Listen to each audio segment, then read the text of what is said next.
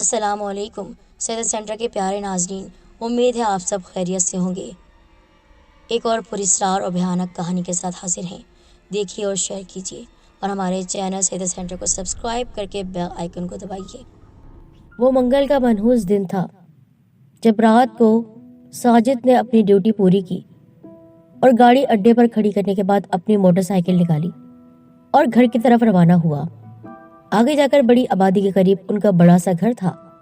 اس راستے سے گزرنے کے لیے اسے روزانہ قبرستان سے گزرنا پڑتا تھا۔ قبرستان سے چند قدم دور اس کی موٹر سائیکل نے چلنے سے جواب دے دیا۔ موٹر سائیکل کا پلگ شارٹ ہو گیا اور وہاں دور تک کوئی میکینک بھی نہیں تھا۔ واپس جاتا تو بہت دیر ہو جاتی، گھر کا فاصلہ تھوڑا سا تھا۔ سو ساجد نے پیدل چلنے کا سوچا اور موٹر سائیکل کو کھینچتا دھکیلتا قبرستان سے گزرنے لگا۔ وہ یہاں سے پہلے بھی گزرتا رہتا تھا مگر اسے کبھی خوف محسوس نہیں ہوا۔ آج نہ جانے کیا بات تھی کہ قبرستان میں قدم رکھتے ہی ایک پراسرار اور ہیبتناک سی لہر اس کی ریڑھ کی ہڈی میں سرایت کر گئی۔ وہ ڈری سہمی نظروں سے چاروں طرف دیکھتا ہوا آگے بڑھنے لگا۔ ساجد نے خود کو سنبھالا اور کافی حد تک کامیاب بھی ہو گیا، مگر کوئی تو پراسرار چیز ضرور تھی جو ماحول کو آلودہ کر رہی تھی۔ ابھی وہ قبرستان کے درمیان میں ہی تھا کہ ایک عجیب سی آواز سنائی دی۔ وہ کسی عورت کی آواز تھی۔ پکی ٹائلوں سے بنی قبر کے پیچھے سے وہ آواز آ رہی تھی اور آنکھوں میں خوف آ گیا۔ وہ آہستہ آہستہ قبر کے قریب گیا۔ عورت کی آواز اب واضح ہو چکی تھی، لیکن کافی کوشش کے بعد بھی ساجد عورت کی آواز اور الفاظ کا مطلب نہیں سمجھ پا رہا تھا۔ وہ اور آگے بڑھا۔ روح افزا منظر، دل کو پھاڑ دینے والا منظر اس کی آنکھوں کے سامنے تھا۔ ایک نوزائیدہ بچے کی کفن میں لپٹی لاش اور کھلی قبر۔ سب سے عجیب بات یہ کہ لاش میں ایک عورت بالکل برہنہ کپڑوں کے بغیر تھی۔ اس نے اپنے بال پوری طرح کھولے ہوئے تھے اور بچے کا کفن اتار کر کچھ پڑھ رہی تھی۔ پہلے تو ساجد نے سوچا چپ چاپ یہاں سے کھسک جاؤ، مگر اس کی ضمیر نے اجازت نہ دی۔ وہ عورت اس بچے کی لاش کی بے حرمتی کر رہی تھی۔ ایک مسلمان ہونے کے ناطے ساجد کا فرض بنتا تھا کہ وہ اسے روکے۔ اس کا پختونی خون جوش میں آیا اور فیصلہ کیا، خواہ یہ عورت کوئی ماورائی مخلوق ہی کیوں نہ ہو، یعنی کوئی جن وغیرہ کیوں نہ ہو، اسے روکنا ہوگا۔ مگر وہ پہلے دیکھنا چاہتا تھا کہ عورت آخر کیا کر رہی ہے۔ وہ دبے پاؤں چپکے قبر کے بالکل پاس آ گیا۔ اس نے دیکھا وہ عورت بچے کو سرما لگا رہی تھی اور عورت نے اپنی انگلی سے ایک بندیا بچے کے ماتھے پر لگائی اور پھر نامعلوم زبان میں کچھ بڑبڑانے لگی۔ پھر وہ بچے کے ساتھ بیٹھ کر ساتھ بھرے پانی کے گھڑے سے اوپر پانی پھینکنے لگی۔ ساجد کی سمجھ میں نہیں آیا کہ یہ عورت کیا کر رہی ہے۔ اس نے سن رکھا تھا ایسے عمل بے اولاد عورتیں کرتی ہیں تاکہ انہیں اولاد ہو سکے۔ ساجد قبر کے پیچھے سے نکلا اور اس عورت کو بالوں سے پکڑ لیا اور ایک زوردار جھٹکے سے عورت کو بچے کی لاش سے ہٹایا۔ جاہل عورت، یہ کیا شیطانی کام کر رہی ہے تو؟ عورت بدحواس ہو گئی۔ ساجد نے ابھی تک عورت کے بال پکڑے تھے۔ مجھے چھوڑ دو۔ تجھے چھوڑ دوں تاکہ تو پھر سے یہ گندا کام کرے؟ میں تمہیں چھوڑ دوں گی۔ تم جتنی دولت چاہتے ہو میں دوں گی اور جس طرح بھی مجھے استعمال کرنا چاہتے ہو میں استعمال ہو جاؤں گی، ہر خواہش پوری کروں گی، بس مجھے ایک کام کرنے دو۔ مگر ساجد نے عورت کی بات پوری ہونے سے پہلے ہی اس کو ایک اور جھٹکا دیا۔ میں تو اب تجھے تھانے میں ہی چھوڑوں گا۔ تھانے کا نام سن کر عورت کی آنکھوں میں خوف سما گیا۔ ایسا مت کرنا، سارے خاندان میں میری بے عزتی ہو جائے گی۔ عورت نے اس کے آگے ہاتھ جوڑے۔ اچھا تو پھر وعدہ کر آئندہ کبھی ایسا گھٹیا کام نہیں کرے گی۔ کپڑے پہن اور چل میرے ساتھ، میں تجھے گھر چھوڑ آؤں۔ نہیں، میں گھر چلی جاؤں گی، تم میرے ساتھ نہ آؤ تو مہربانی ہوگی۔ نہیں، میں تیرے ساتھ تو ضرور جاؤں گا اور تیرے کسی بڑے سے بات کروں گا تاکہ تو آئندہ ایسا قدم نہ اٹھائے۔ اچانک وہ اس کے قدموں میں جھک گئی۔ وہ سمجھا وہ اس کے پاؤں پکڑے گی اور ساتھ نہ آنے کی منت سماجت کرے گی، مگر اس کے اندازے غلط ہو گئے۔ جب عورت نے جھک کر ساجد کے قدموں کے پاس سے گھڑا اٹھایا اور کمال کی پھرتی سے اس کے منہ پر دے مارا، وہ نیچے گرا اور ہوش و حواس سے بیگانہ ہو گیا۔ عورت نے پاس پڑے دوپٹے سے اپنا منہ ڈھانپا اور قبرستان سے باہر کی طرف بھاگی۔ سڑک پر جا کر عورت نے ایک رکشہ روکا اور غازی روڈ جانے کو کہا۔ غازی روڈ اتر کر ایک گلی میں داخل ہوئی۔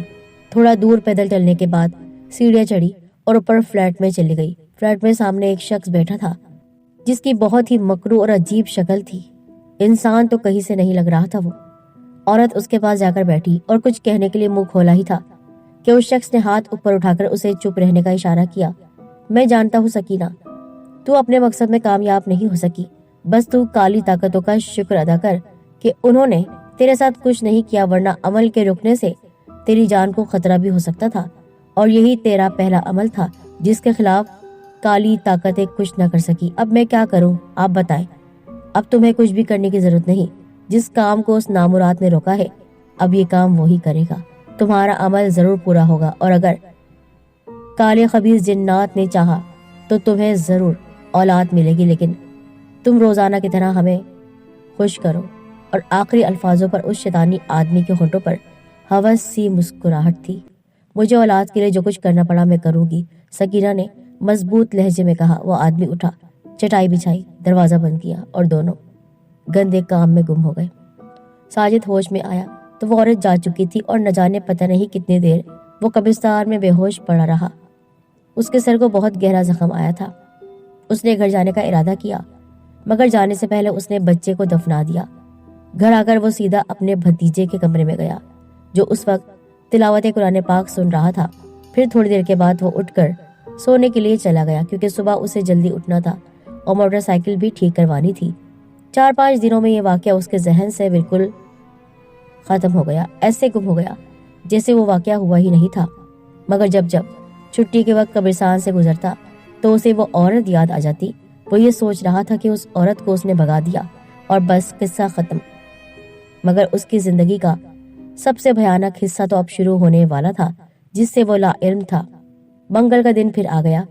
ڈیوٹی سے آ کر ساجد گھر میں داخل ہوا تو تھوڑی دیر تلاوت سنی اور پھر اپنے کمرے میں سونے کے لیے چلا گیا۔ اس کی بیوی اور بچے حسب معمول سو چکے تھے، وہ بھی سو گیا۔ رات کا نہ جانے کون سا پہر تھا۔ جب وہ اٹھا اس نے اپنے بستر کی طرف دیکھا، اس کا اپنا ہی ہم شکل وہاں سو رہا تھا۔ وہ باہر نکلا اور خود بخود اس کے قدم زمین سے اٹھ گئے۔ وہ اڑتا ہوا ایک قبرستان میں پہنچا۔ وہ کوئی اور ہی قبرستان تھا۔ ایک چھوٹی سی قبر کے پاس وہ اترا، غیر ارادی طور پر ہاتھوں سے قبر کھودنے لگا۔ قبر گیلی اور تازہ ہی تھی۔ چند لمحے ہی قبر کھودنے کے بعد ایک بچہ اس کے ہاتھوں میں تھا۔ اس نے بچے کی لاش کو ایک طرف رکھا اور قبر کو بڑی مہارت سے بند کر دیا۔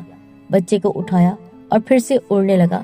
نہ جانے کون سی جگہ تھی، سیڑھیاں اوپر جا رہی تھی۔ اس کے کانوں میں کوئی کہہ رہا تھا، سیڑھیاں چڑھ کر اوپر آ جاؤ۔ وہ اوپر چلا گیا۔ اندر جا کر اس نے ایک شخص اور ایک عورت کو دیکھا۔ وہ شخص اسے گھور گھور کر دیکھ رہا تھا۔ عورت پر نظر پڑتے ہی وہ حیران رک گیا۔ وہ کچھ کہنا چاہ رہا تھا، مگر کوئی عجیب سی طاقت اسے اپنے قبضے میں کیے ہوئے تھی۔ اس بچے کو لے جاؤ اور اپنا عمل پورا کرو، اس شخص نے بچے کی طرف اشارہ کرتے ہوئے عورت سے کہا۔ تو عورت ایک کونے میں بنے کمرے نما کوٹری میں بچے کو لے کر چلی گئی۔ تم چلے جاؤ، اب جب تمہاری ضرورت پڑے گی بلا لیا جائے گا، تمہارا جسم تمہارا انتظار کر رہا ہے۔ ساجد اس شخص کی بات سن کر کمرے سے نکل گیا۔ اس کی آنکھ کھلی تو وہ بہت ڈرا ہوا تھا، نہ جانے کیسا خواب تھا، اس نے سوچا اور حالات کا جائزہ لینے لگا۔ صرف 6 منگل اور تمہیں عمل کرنا ہوگا، اور پھر دیکھنا ضرور تمہیں اولاد ہوگی، وہ بھی بیٹا۔ ناگیش بابا نے سکینہ سے کہا، جو ابھی ابھی بچے پر عمل کر کے نکلی تھی۔ مگر آپ نے کہا تھا یہ عمل وہ شخص ہی کرے گا، یہاں تو اچانک ہی یہ بچہ آ گیا۔ وہ شخص کیوں نظر نہیں آیا، یہ سب تم نہیں سمجھ سکتی سکینہ۔ انسان جب سوتا ہے تو روح اس کا ساتھ چھوڑ دیتی ہے۔ اس کی روح کو قابو میں کر لیا۔ اب وہ ہر منگل میں کوئی نہ کوئی بچہ دے جائے گا، اور وہ یہی سمجھے گا کہ یہ سب خواب میں ہو رہا ہے۔ دراصل ہمارا ایک بہت ہی خاص جن اس کے پاس ہے، وہی اس سے یہ کام کروا رہا ہے۔ اب تم اس بچے کی لاش کے ٹکڑے کرو اور اگلے منگل تک تم نے گوشت کھانا ہے۔ جاؤ اب اپنے گھر اور اپنا کام کرو۔ سکینہ نے جلدی سے بچے کو شاپنگ بیگ میں ڈالا اور اپنے گھر چلی گئی۔ انسان اور شیطان کی جنگ ازل سے جاری ہے اور ابد تک جاری رہے گی۔ شیطان کے بہکاوے میں وہی آتا ہے جس کا ایمان کمزور ہوتا ہے، اور سکینہ کا شمار بھی کمزور ایمان والی عورتوں میں ہوتا تھا۔ سکینہ کا خاوند اشتیاق بہت ہی نیک صفت آدمی تھا۔ اشتیاق والدین کا اکلوتا بیٹا تھا اور وہ بہت شاندار کوٹھی میں رہتے۔ سکینہ کے ساس سسر بھی بہت اچھے تھے۔ اس کی ساس روایتی ساسوں سے بالکل الٹ تھی، مگر پوتے پوتی کی آس کسے نہیں ہوتی کہ تم ہمیں کب پوتا پوتی دو گی۔ ڈاکٹرز کی رپورٹ کے مطابق میاں بیوی میں کوئی نقص نہیں تھا، بس قدرت کی طرف سے ہی دیری تھی۔ سکینہ کے گھر میں کام کرنے والی ماسی نے ناگیش بابا سے ملنے کی ترغیب دی تھی، کہا تھا کہ بہت اچھے بابا ہے، اور پھر ممتا کی تڑپ نے اسے گناہوں کی دلدل میں اتنا دھکیل دیا کہ اب وہ چاہے بھی تو واپس نہیں آ سکتی تھی۔ ساس بہو پر اتنی نظر تو نہیں رکھتی تھی، نہ ساس کے دل میں کوئی میل تھا، مگر پچھلے ایک ماہ سے بہو رات کو دیر سے گھر آتی تھی تو ساس کے دل میں اچانک سے وسوسے اٹھتے۔ آج بھی جب سکینہ رات کو 1 بجے لوٹی تو ساس جو کب سے اس کے انتظار میں جاگ رہی تھی بہو کے آگے کھڑی ہو گئی۔ سکینہ بیٹی، ایک بات کہوں، برا تو نہیں مانو گی؟ جی امی بتائیں۔ بیٹا، اتنی رات کو گھر سے باہر رہنا ایک عورت کے لیے اچھی بات نہیں۔ ماں جی، میں اپنی دوست نائلہ کے پاس گئی تھی اور ٹائم کا پتہ نہیں چلا۔ اچھا، اگر کھانا کھانا ہے تو کھا لو اور سو جاؤ، اس اشتیاق کو تو گھر کی فکر ہی نہیں ہے۔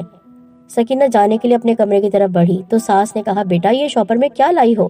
کچھ نہیں ماں جی، تھوڑی سی شاپنگ کی تھی۔ سکینہ نے بظاہر تو سکون سے کہا، مگر اس کے اندر ایک طوفان سا ابل پڑا۔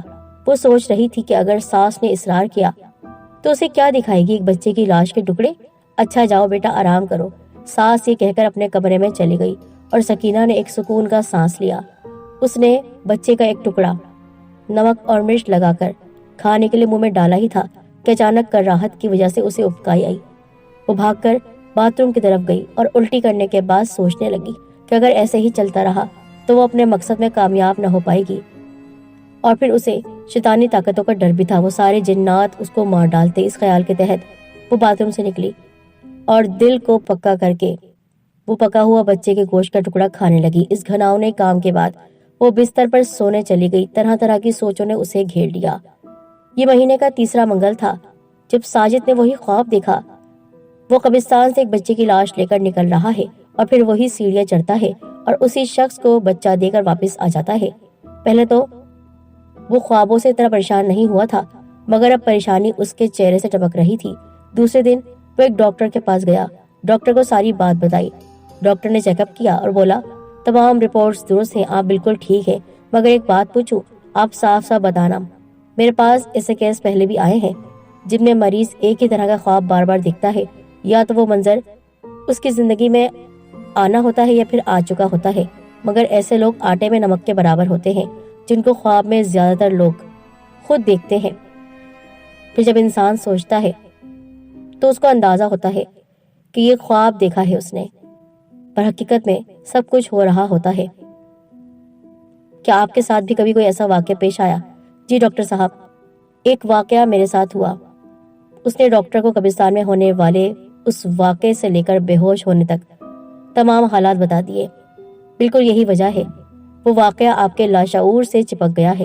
پھر اس نے اس کو کچھ دوائیں لکھ کر دی، کلینک سے نکلا، ادویات کی پرچی پھاڑ دی۔ وہ ڈاکٹر کی باتوں سے مطمئن نہیں تھا، اس نے ایک بار نہیں 3 بار یہ خواب دیکھا تھا، بلکہ خود اپنی آنکھوں سے قبرستان والی عورت کو دیکھا تھا۔ اس کو ڈاکٹر کی کسی بات پر تسلی نہیں تھی۔ اگر یہ خواب ہی تھا تو پھر یہ کس طرح میرے ساتھ صرف ایک دن ہی ہوتا ہے، یعنی منگل کے دن؟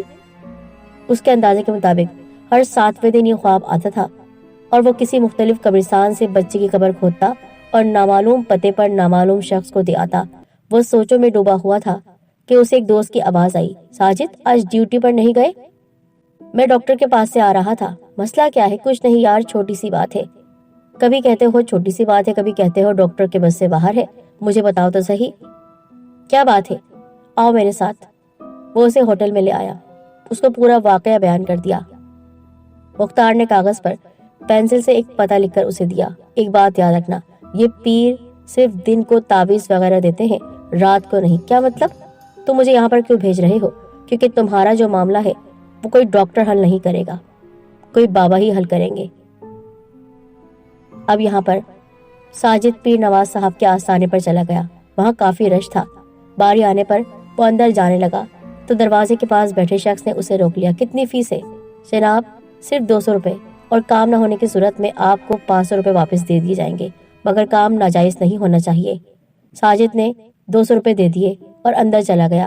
اندر ایک سفید داڑھی والا شخص سر پر امامہ باندھے تعویذ لکھ رہا تھا۔ اس شخص نے چہرہ اوپر اٹھایا اور ساجد کو دیکھ کر حیران رہ گیا۔ پیر صاحب کا چوکنا اسے چھپا نہیں رہا۔ پیر صاحب کی زلفیں کالی اور لمبی تھی جو امامت سے نکلی ہوئی تھی۔ وہ ان کو اپنا مسئلہ بتانے ہی والا تھا۔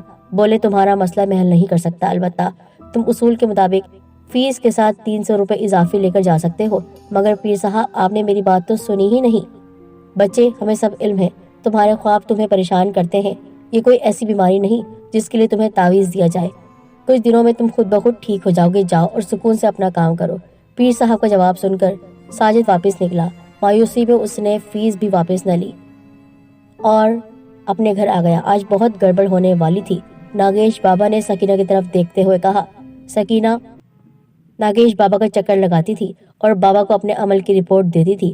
کیسی گڑبڑ بابا؟ اس ساجد کو شک ہو گیا تھا کہ یہ خواب اسے دکھائی ہی نہیں دیتے بلکہ وہ سچ مچ ایسا کرتا ہے۔ وہ پیر نواز کے پاس گیا تھا مگر وہاں اس کی دال نہیں گلی۔ مگر پیر نواز تو بہت پہنچے ہوئے ہیں، انہوں نے کچھ تو کیا ہوگا۔ ساجد کے لیے اب ہمیں اگلے منگل ایسا انتظام کرنا ہوگا کہ یہ خواب والا سلسلہ اس کے ساتھ نہ ہو، ورنہ وہ پھر کسی پیر فقیر کے پاس جائے گا اور ہو سکتا ہے وہ پیر واقعی وہاں تک پہنچ جائے اور ہمارے عمل میں رکاوٹ ڈال دے۔ نہیں بابا، ایسا نہیں ہو سکتا، باقی عمل میں خود ہی کر لوں گی۔ تم پھر بیوقوفوں والی باتیں کر رہی ہو۔ اب وہ عمل شروع ہو چکا ہے اور اسی کو ختم کرنا ہوگا جس نے شروع کیا ہے۔ اب اس کی روح نہیں بلکہ اب اگلے منگل وہ خود آئے گا اور صبح اسے یاد بھی نہ ہوگا کہ رات وہ کسی قبرستان میں گیا تھا۔ ناگیش کے ہونٹوں پر ایک گندی مسکراہٹ آئی، وہ بابا کے سینے سے لگ گئی۔ پھر ان دونوں نے بے تکلفی کی ساری حدیں پار کر دی۔ دوسرے دن منگل کی صبح تھی۔ ساجد خوش تھا۔ ہر منگل اسے خواب آتا تھا لیکن رات اسے خواب نہیں آیا، پر اس کی ساری خوشی چند ہی لمحوں میں کافور ہو گئی جب اس کی نظر اپنے ہاتھوں اور کپڑوں پر پڑی۔ اس کے ہاتھ اور کپڑے مٹی سے اٹے ہوئے تھے اور ہاتھوں سے کافور کی خوشبو آ رہی تھی۔ وہ بہت زیادہ ڈرا ہوا تھا۔ یقیناً اب تک جو ہوتا آ رہا تھا وہ خواب نہیں حقیقت تھا۔ کوئی شیطانی طاقت ہے جو اس سے ایسا گھناؤنا کام کروا رہی ہے۔ انہی سوچوں میں غرق وہ نہانے چلا گیا، نہا دھو کر تیار ہوا اور ڈیوٹی پر گیا۔ دوسری طرف ساس اپنی بہو کے رویے سے پریشان تھی۔ سکینہ ہر منگل کی رات کو گھر بہت دیر سے آتی اور ہر بار اس کے ہاتھ میں شاپنگ بیگ ہوتا۔ ساس نے اس بار پکا ارادہ کر لیا تھا کہ وہ معاملے کی جانچ پڑتال کرے گی اور پتہ لگوائے گی کہ وہ کہاں جاتی ہے۔ اس کا بیٹا اشتیاق کام کے سلسلے میں ملک سے باہر گیا ہوا تھا۔ ساس نے دروازے پر بنے ہوئے ایک سوراخ سے آنکھ لگائی تو اندر کا منظر دیکھ کر وہ اپنے آپ پر قابو نہ پا سکی۔ ساس کی آنکھوں نے جو دیکھا اس پر یقین نہیں آ رہا تھا۔ سکینہ کسی بچے کا ہاتھ پکڑے بڑی رغبت سے مزے سے چبا رہی تھی اس کے ہاتھ کو۔ دروازہ کھولو بہو۔ سکینہ نے دروازہ کھولا۔ کیا بات ہے اماں، آپ کیوں اتنا شور مچا رہی ہیں؟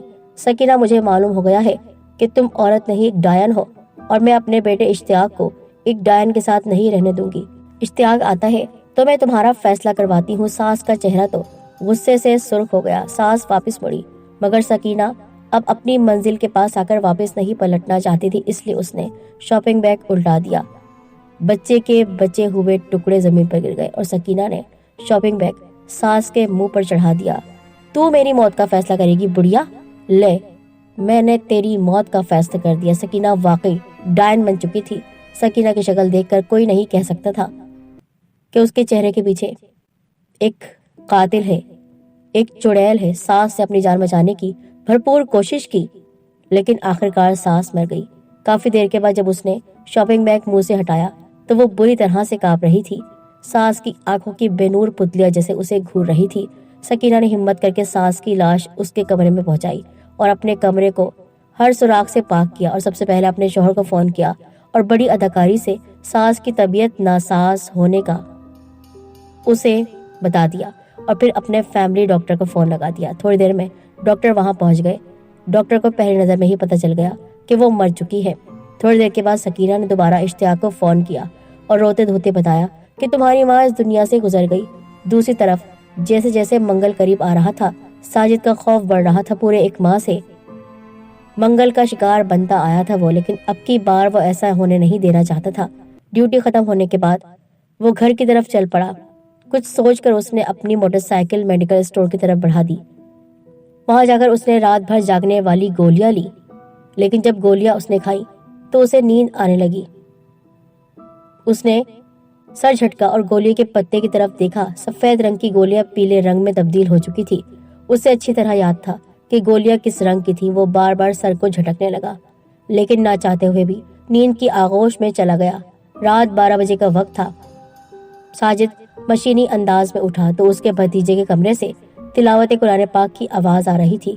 سورہ ناس کی پہلی آیت کا ترجمہ چل رہا تھا، پھر دوسری آیت پڑھی گئی، پھر تیسری، پھر چوتھی آیت پر وہ رک گیا۔ قرآن پاک کی میٹھی آواز اس کے کانوں میں پڑی تو اس کا منہ سرخ ہو گیا، مٹھیاں بند ہونے لگی۔ وہ خود بخود کھینچتا ہوا بھتیجے کے کمرے میں داخل ہوا اور ساری رات اپنے بھتیجے سے کہہ کر قرآن پاک کی تلاوت سنتا رہا۔ دوسری طرف پیر نواز صاحب کا آستانہ تو کبھی چھٹی کے دن بھی بند نہیں ہوتا تھا، مگر آج بدھ کے دن ان کا آستانہ بند تھا۔ وہ اپنے کمرے میں بے چینی سے ٹہل رہے تھے۔ اچانک ہلکا سا دھماکہ ہوا اور ایک بھیانک جن سامنے کھڑا تھا۔ کہاں مر گیا تھا تو، اور کام پورا کیوں نہیں کیا؟ آپ کو معلوم ہے کہ میں روحانی چیزوں سے دور رہتا ہوں۔ اسے میں لانے ہی والا تھا کہ نہ جانے کون سے الفاظ میں نے سنے، وہ مجھے جھلسانے لگے۔ میں وہاں سے بھاگ آیا۔ میں بار بار وہاں جانے کی کوشش کرتا رہا اور بار بار وہ نامانوس سی آواز میرے بدن میں چنگاریاں چھوڑتی رہی۔ ساری رات وہ اس کمرے سے نکلا ہی نہیں۔ تمہیں کیا کرتا؟ دفع ہو جا یہاں سے، کسی کام کا نہیں تو، پیر نواز نے دھاڑتے ہوئے کہا۔ اس کے جاتے ہی وہ تہ خانے میں چلا گیا۔ تہ خانے میں جگہ جگہ بت پڑے تھے، ایک بت کی زبان باہر نکلی ہوئی تھی۔ پیر نواز اس کے قدموں میں گر پڑا۔ میری زندگی اب تیرے ہاتھ میں ہے ماتا، وہ عمل کسی وجہ سے ادھورا رہ گیا ہے اور اب میری زندگی خطرے میں ہے۔ مجھے بچا لے کالی ماتا، مجھے بچا لے۔ پیر نواز گڑ گڑانے لگا، مگر اسے نہیں پتا تھا کہ کالی طاقتیں وقت پڑنے پر اپنا ساتھ چھوڑ دیتی ہیں یکایک۔ ایک طرف سے نیلے رنگ کا کھولتا ہوا لاوا نکلا اور پیر نواز کے ناک اور کان سے نکلتا ہوا اس کے سارے جسم میں دوڑ گیا۔ اس کے جسم سے نیلے رنگ کے نہ جانے کون سے آبلے پھوٹنے لگے اور وہ کپڑوں کو پھاڑتا ہوا تہ خانے سے باہر نکل آیا۔ درد کی شدت سے اس کے منہ سے دل دہلا دینے والی چیخیں نکل رہی تھی۔ ساجد، میں تجھے نہیں چھوڑوں گا، یہ تو نے اچھا نہیں کیا۔ تو پل پل موت کے لیے تڑپے گا اور تجھے موت بھی نہیں آئے گی۔ پیر نواز دانت پیستے ہوئے بڑبڑایا۔ ساجد بہت پریشان تھا، کیا ہو رہا ہے میرے ساتھ؟ لیکن جس وقت اس نے وہ قرآنی آیت سنی، سورہ ناس کی آخری آیت، اسی وقت اس کے سامنے نہ جانے کون سا نورانی چہرہ نمودار ہوا۔ آپ کون؟ یاد کرو بیٹا، تمہارے ساتھ کچھ ہوا تھا۔ ہاں مجھے یاد ہے، جس رات تم نے اس عورت کو گندے عمل سے روکا تھا، سمجھ لو وہی نیکی تمہارے کام آ گئی۔ تمہارے ساتھ جو کچھ ہو رہا ہے وہ خواب نہیں ہے۔ کیا سچ میں؟ ہاں بلا شبہ ایک حقیقت ہے وہ۔